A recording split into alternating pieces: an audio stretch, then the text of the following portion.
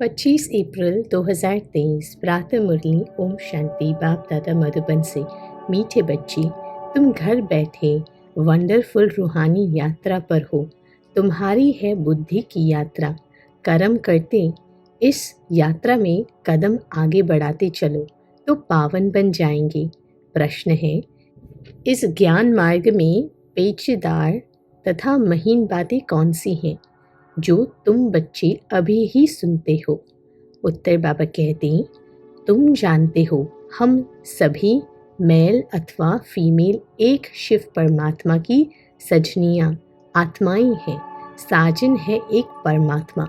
फिर जिस्म के हिसाब से हम शिव बाबा के पोतरे और पोत्रियाँ हैं। हमारा उनकी प्रॉपर्टी पर पूरा हक लगता है। हम 21 जन्म के लिए सदा सुख की प्रॉपर्टी दादे से लेते हैं। यह है पेचीदार बातें। गीत बजाएं, हमारे तीर्थ न्यारे हैं। ओम शांति।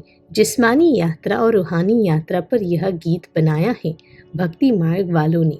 जो पास्ट में हो गया है उसका गायन करते हैं।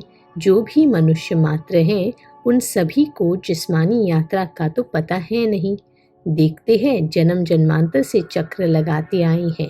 उन्हों की बुद्धि में बद्रीनाथ, श्रीनाथ आदि ही याद रहता है। तुम बच्चों को भी यह जिस्मानी यात्रा आदि याद थी और अभी भी याद है। तुमने यात्राएं जन्म जन्मांतर की है। अब तुम बच्चों की बुद्धि में रूहानी यात्रा का ज्ञान है। मनुष्यों का बुद्धि योग है स्थूल जिस्मानी यात्रा तरफ। तुम्हारा बुद्धि योग है रूहानी यात्रा तरफ। रात दिन का फर्क है। अभी तुम रूहानी यात्रा तरफ कदम बढ़ा रही हो। यह वंडरफुल यात्रा घर बैठे करते हो। कोई समझ सकेंगे इस यात्रा को? जब धंधे दोरी आदि में लग जाते हो तो इतनी याद नहीं रहती है, परंतु जब विचार सागर मंथन करने बैठेंगे तो अच्छी रीति याद आएगी। हम यात्रा पर हैं। नॉलेज बड़ी सहज है। बच्चे समझते भी हैं। बरोबर पतित पावन बाप क्या करते होंगे? पावन बनाने लिए जरूर यात्रा होगी। वह है स्वीट निर्वाण धाम जिसको सभी भक्त याद करते हैं। यह किसको मालूम नहीं है कि भगवान को हमारे पास आना है व हमको भगवान के पास जाना है। समझते हैं हमारा गुरु अथवा हमारा बड़ा निर्वाण धाम अथवा अपने निराकारी वतन चला गया। अच्छा, फिर वह क्या किया?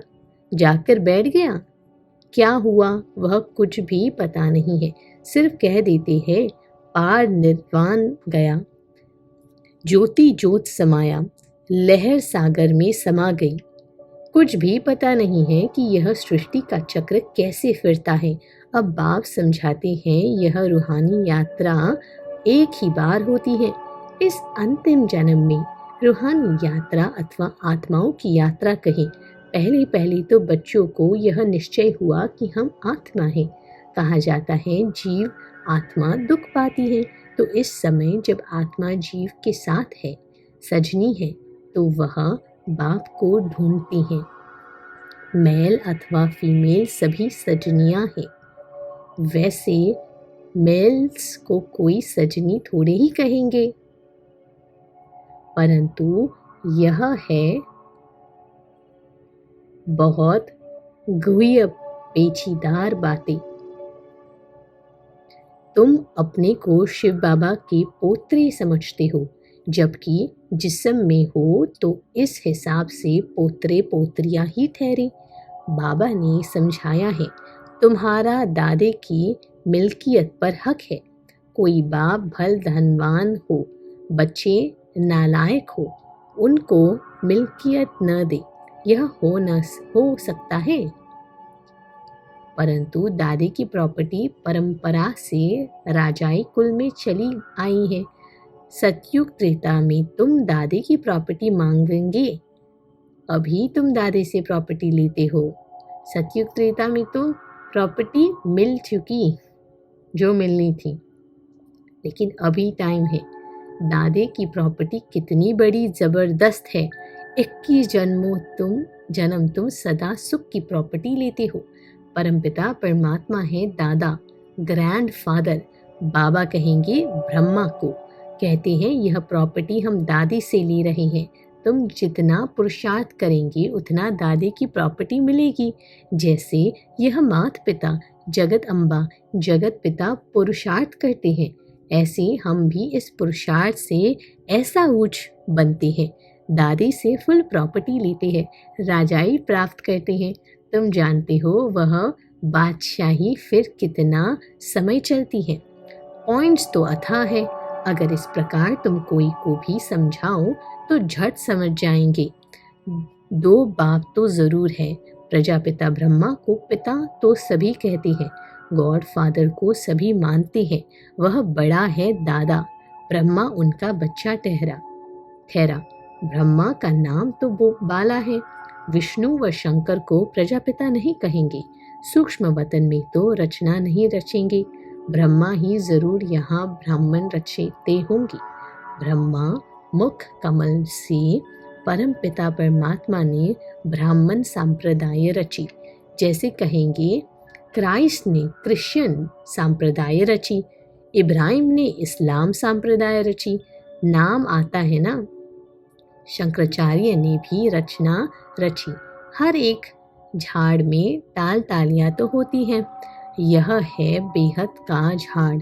इनका रचयिता अथवा बीज रूप तो मशहूर है, नामी ग्रामी है। फाउंडेशन ऊपर में है, बीज है ऊपर। बाकी ताल तालियां अभी यहाँ ही कहेंगे। यह सारे मनुष्यों की रची हुई रचना है। यह ब्रह्मा कुमारी संस्था बीज रूप बाप ने स्वयं रची है। जो बीज रूप परम पिता परमात्मा ऊपर में रहते हैं, ऐसे नहीं सभी ताल तालिया का बीज रूप ऊपर में है। यह बड़ी महीन बातें हैं। परमपिता परमात्मा को हमेशा ऊपर में याद किया जाता है। क्राइस्ट को ऊपर में याद नहीं करेंगे। परमपिता परमात्मा का नाम, रूप, देश, काल तो एक ही है, वह कभी बदलता नहीं। तो यह बाप बैठ अच्छी रीति समझाते हैं। तुम बच्चे जानते हो, हम अब पतित से पावन बन रहे हैं। सदैव एक रस नहीं रहती है। पहले 16 कला संपूर्ण होते हैं, फिर 14 कला, फिर कलाएं कम होती जाती हैं। सतयुग के बाद फिर हम नीचे आते रहते हैं। इस समय हम बिल्कुल ऊपर जाते हैं। यह हुआ ऊपर जाने का रास्ता, वह हुआ नीचे आने का रास्ता। इनकी महिमा बहुत भारी है। पतित पावन एक है। याद भी सभी एक को करते हैं, परंतु पूरा नहीं जानने के कारण देहधारियों को याद कर लेते हैं, क्योंकि इस बात में भूले हुई है कि पतित पावन कौन है। जरूर एक को कहना पड़े, सिवाय तुम बच्चों के और कोई की बुद्धि में आ नहीं सकता। तुम्हारे में भी नंबर वार है। अब तुम समझते हो हम दादे के पोतरे हैं और बाबा के घर में बैठे हैं। यहाँ दादा भी मौजूद है, अवतार भी जरूर यहाँ ही लेगा ना। तुम कहेंगे यहाँ हमारा दादा हमको पढ़ाते हैं, वह परमधाम से आते हैं। वह हमारा दादा है रूहानी, और सब जिस्मानी दादी होती हैं। तो दादा कहते, खुशी में एकदम उछल पड़ना चाहिए। भल राजे राजवाड़े बहुत साहूकार है, परंतु वह दादा हमको क्या देते हैं? स्वर्ग की बादशाही। यह बातें अभी तुम समझते हो, सतयुग में फिर यह बातें भूल जाती हैं। वहाँ इन लक्ष्मी नारायण आदि को भी पता थोड़ी ही रहता है कि स्वर्ग के सुख हमको किसने दिए। अगर यह समझे तो फिर यह भी समझे कि इनसे पहले हम कौन थे। बड़ी वंडरफुल बात है। लक्ष्मी नारायण को यह पता नहीं रहता कि यह राजधानी हमको किसने दी है, सिवाय तुम ब्राह्मणों के और कोई नहीं जानते। तुम्हारा देवताओं से भी मर्तबा ऊंचा है। यहाँ तुमको दादे से प्रॉपर्टी मिलती है। तुम जानते हो बरोबर यह ब्रह्मा बाप है। इनके तन में दादा यानी ग्रेट ग्रैंडफादर आते हैं, नहीं तो पतितों को पावन बनाने कैसे आए? सभी आत्माएं ऊपर से नीचे आती हैं। शरीर धारण करने। उनको अपना शरीर है नहीं, परमात्मा को अपना शरीर है नहीं। यह सभी बातें तुम बच्चों की बुद्धि में है। उनको कहा ही जाता है परम आत्मा। इसका मतलब यह नहीं कि परमात्मा कोई बड़ा है, आत्मा छोटी ही है। परमात्मा और आत्मा में कोई फर्क नहीं है। ऐसे नहीं परमात्मा कोई छोटा बड़ा होगा। बाप कहती है मैं कितना साधारण हूँ, मेरी महिमा बहुत बड़ी है क्योंकि सभी को आकर पतित से पावन बनाता हूँ मैं भी आत्मा। मेरे में जो नॉलेज है वह तुमको देता हूँ। ऐसे नहीं आत्मा कोई छोटी बड़ी होती है। आत्मा में नॉलेज न होने कारण वह मैली हो जाती है, मुरझा जाती है, दीवा बुझ जाता है। फिर उसमें ज्ञान घृत पड़ने से दिवा जगता है। बाकी आत्मा क्या है? ऐसे नहीं कोई आग है। आत्मा ऐसे ही शीतल है जैसे परमात्मा शीतल है। वह है ही सभी को शीतल करने वाला। गाया भी जाता है शीतल जिनके अंग, इनके अंग शीतल हो जाते हैं उनकी प्रवेशता से। ब्रह्मा बाबा की बात कर रहे हैं कि ब्रह्मा बाबा के अंग शीतल हो जाते हैं शिव बाबा परम पिता के प्रवेशता से। जिसमें प्रवेश करते हैं उनको भी कितना शीतल बनाते हैं। तुम जानते हो बाबा कितना शीतल है, शीतल और तत्तल यानी गरम। वह काम चिता पर जल मरे है। बात मत पूछो। कोई कोई तो ऐसे पाप आत्मा है जो कितना ज्ञान छींटा डालते हैं तो भी शीतल होते ही नहीं है। कितनी मेहनत करनी पड़ती है एक एक के ऊपर। बाबा पूछते हैं तुम शीतल बने हो ना? बाबा बच्चों से पूछ रहे हैं तुम शीतल बने हो? सन्यासी उदासी थोड़े ही कभी ऐसे पूछते हैं। माया ही सबको पतित बना देती है। काम चिता पर जलते रहते हैं। तो तुम बच्चे जानते हो कि प्रजापिता ब्रह्मा के हम बच्चे हैं। शिव बाबा है दादा तो वर्षा मिलना चाहिए ना। एक बाबा एक दादा, उनसे प्रॉपर्टी अनेक बच्चों को मिलती है और कोई भी मनुष्य को प्रजापिता नहीं कहेंगे। शिव बाबा आत्माओं का पिता तो है ही। अभी तुम बच्चे जबकि सम्मुख बैठे हो तो जानते हो हम शिव बाबा के साथ बैठे हैं। वह हमारा दादा है जो स्वर्ग का रचयिता है। उनसे हम राजयोग सीख रहे हैं।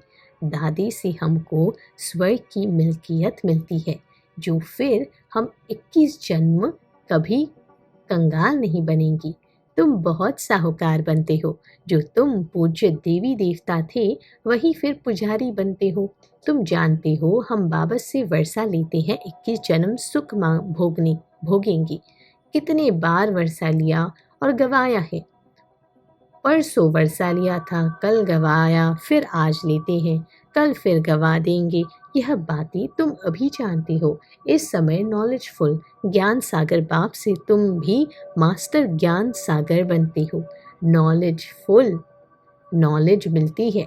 बाकी ऐसे नहीं कि कोई तेजोमय बिजली बन जाती हो। यह है सारी बड़ाई। जैसे श्री कृष्ण की बड़ाई की जाती है, वह जन्मता है तो सारे घर में रोशनी रोशनी हो जाती है। अब उस समय तो था ही स्वर्ग, दिन रोशनी तो थी ही। बाकी ऐसे थोड़े ही कोई लाइट निकलेगी। यह भी सिर्फ महिमा की जाती है। वैसे ही परमपिता परमात्मा भी परम आत्मा है। बाकी महिमा सारी कर्तव्य पर निकलती है। महिमा तो बहुतों की निकलती हुई है। मनुष्य कहते हुए फलाना मर स्वर्ग पधारा, तो स्वर्ग क्या ऊपर में है? दिलवाड़ा मंदिर में भी छत में वैकुंठ दिखाते हैं। नीचे में है आदि देव आदि देवी, जगत पिता और जगत अम्बा। तो ज़रूर यह नीचे इस नरक में बैठे हैं, स्वर्ग में जाने लिए राजयोग सीख रहे हैं।